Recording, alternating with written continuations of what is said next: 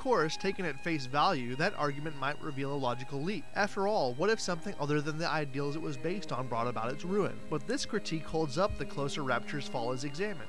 In many ways, plasmids were the catalyst for the war between Fontaine and Ryan, which first began Rapture's downward spiral. The Fountainhead uses architecture as a metaphor for man's dreams, happiness, and goals. And in many ways, plasmids are Rapture's metaphor for these same things. They are the tools, the power, the will through which the citizens of Rapture grasp for their dreams. Plasmids represent the individual's freedom from everything that bound them in the past. Ryan and Adam. Adam and Ryan. All those years of study, and was I ever truly a surgeon before I met them? How we clinked away with our scalpels and toy morality. Yes, we could lop a boil here and shave down a beak there, but could we really change anything? No. But Adam gives us the means to do it. And Ryan frees us from the phony ethics that held us back. Change your look, change your sex, change your race. It's yours to change. Nobody else's. Here, Dr. Steinman is echoing Rand herself. At first, man was enslaved by the gods, but he broke their chains. Then he was enslaved by the kings, but he broke their chains. He was enslaved by his birth, by his kin, by his race. But he broke their chains. Plasmids, Eve, and Adam became used like currency in Rapture, and Rand viewed currency as the only real way in which men should deal with each other. As Francisco de Anconia, a character from Atlas Shrugged, says, money is the material shape of the principle that men who wish to deal with one another must deal by trade and give value for value. But if plasmids represent power and wealth, then the overwhelming addiction and the splicers suffer from is what results when you abuse and become dependent upon this power. The control of plasmids in Rapture becomes a very important issue between Fontaine and Ryan. This is because there aren't enough resources to go around. There will always be haves and have-nots, because no matter how thin you spread the resources, in this case Adam, there isn't enough for everybody to become haves. Bioshock also critiques the idea that everybody can do and should do what they want with no regard to the needs and wants of others. In the field of medicine, Ayn Rand had said that doctors are not servants of their patients. They are traders like everyone else in a free society, and they should bear that title proudly considering the crucial importance of the services they offer. But when you combine this notion with the lessons of the Fountainhead, where the architect's services are not to provide what the client wants, but the architect's personal vision, then you have the perfect example of Dr. Steinman from Bioshock. The doctor became obsessed with his vision of biological art. When Picasso became bored of painting people, he started representing them as cubes and other abstract forms. The world called him a genius. I've spent my entire surgical career creating the same tired shapes over and over again. The upturned nose, the cleft chin, the ample bosom. Wouldn't it be wonderful if I could do with a knife what that old Spaniard did with a brush? He was a doctor. He was supposed to do no harm and to help others. In many ways, a doctor is supposed to give people what they want. But like Howard Rourke, Dr. Steinman would not compromise his artistic vision for the wants and needs of others. As a result, his patients leave the doctor hideously deformed for the purposes of his art.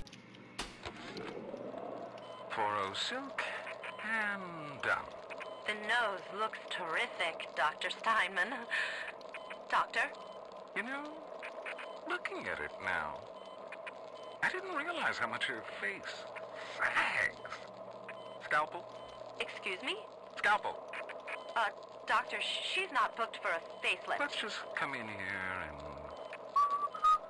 Doctor, stop cutting. Doctor, stop cutting. Get me the chief of surgery. Get me the chief of surgery now!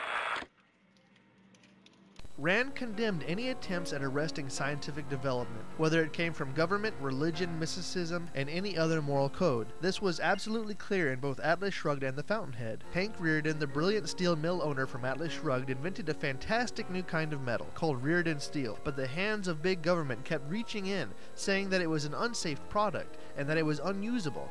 In The Fountainhead, Howard Rourke used new ultra-modern styles of architecture that specialists deemed unsafe and unorthodox. In the field of science, Dr. Tenenbaum and Dr. Suchong from Bioshock both represent researchers unbound by government regulation, special interests, or morality. They take no consideration the effects of their research on others, and as a result, plasmids were made. These plasmids, if not taken often enough, eroded the mind and body, leaving the citizens of Rapture husks of their former selves. Furthermore, Tenenbaum helped create the Little Sisters in a process that turned them into monsters. Suchong subsequently helped develop the Big Daddies. Both took innocent lives and twisted them to their own ends. Tenenbaum for scientific curiosity, and Suchong for wealth and advancement. Ayn Rand believed that art should not seek to change reality or create something that wasn't real, but rather to stylize reality, and she opposed all form of censorship of free expression, including those placed upon the pornography industry. Sander Cohen represents an artist not bound by censorship or morality codes other than his own gratification. He doesn't create fiction, but rather stylizes reality, taking the real bodies of dead people and turning them into plaster statues. Bioshock also openly rejects Rand's condemnation of altruism. Although Rand didn't see family as a bad thing at all, she did believe that a family that only leeches off of the individual should be abandoned, and that there was no place for altruism in relationships. People, no matter how they are related to you, were worthless if they didn't hold some material value to an individual's happiness. This was shown primarily in Atlas Shrugged between Hank Rearden and his family. He gave his wife a meaningful gift of a chain bracelet made from the first pouring of his revolutionary new metal, and she replies, "A chain. Appropriate, isn't it? It's the chain by which he holds us all in bondage." But it is later made clear that the chain symbolizes Rearden's bondage to his family. In Bioshock, the entire process of saving the Little Sisters reinforces the goodness of saving and helping others. It is voluntary, and doesn't give the same immediate bonuses that harvesting them promises. If the player harvests the Little Sisters, he is berated, but if he saves them all, then he finds a new, loving family, and it's all based on altruism. Ultimately, Fontaine himself is the biggest critique of objectivism. He shows all of the major characteristics of objectivists. He is intelligent, and he has a strong capability to reason. He employs rational self-interest, looking out only for himself, and he is a capitalist, subverting government regulation to further his own business. These sad saps. They come to Rapture thinking they're gonna be captains of industry. But they all forget that somebody's gotta scrub the toilets. What an angle they gave me. I hand these mugs a cot and a bowl of soup, and they give me their lives. Who needs an army when I got Fontaine's Home for the Poor? And yet he is the source of Rapture's destruction. His business practices bring a volatile product to the market that creates a necessary demand for itself, thereby economically and biologically enslaving the population. His pursuit of his own happiness leads to the necessary destruction of the happiness of others. I'm gonna miss this place. Rapture was a candy store for a guy like me. Guys who thought they knew it all, dames who thought they'd seen it all. Give me a smart mark over a dumb one every time. His facade as Atlas represents how beneath a glowing ideal can lurk true darkness. He is the ultimate realist, not concerning himself with the ideals he lives by as Ryan does, or any code of morality but his own. He takes what he wants. What he represents is human nature, and it is that nature which Bioshock argues Ayn Rand misunderstood. Rand believed all men to have a fundamentally good nature. You are essentially an evil person who is bent toward... Well, most religions do preach just that. And you don't believe that? God, no. We are here, and we should celebrate it, use it, enjoy it, be selfish. Right. There's a virtue in selfishness. Right. And we got ourselves in trouble when we started using government to force us to be good because we had this notion that we had a sort of bad nature.